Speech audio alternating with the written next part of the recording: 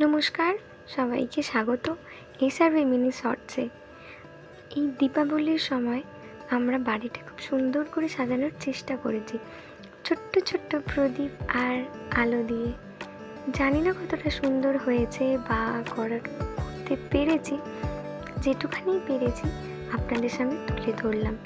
যদি আপনাদের ভালো লাগে তা আমারও ভালো লাগবে। আমি জানি কোনো কিছুই আমি কমপ্লিটলি করতে পারি না, একটু খুদ থেকেই যায়, তাও চেষ্টার তো শেষ নেই বলুন। সুন্দর করার একটু চেষ্টা করেছি। আর এই যে আমার শ্রী সখী, আমার বরের বানানো অবশ্যই, কিন্তু আমার ঘরের রাজকন্যা। আর এই যে পাশেই বসে আছে আমার লাড্ডু, এ আমার সর্বক্ষণের সঙ্গী, এ আমার সখা।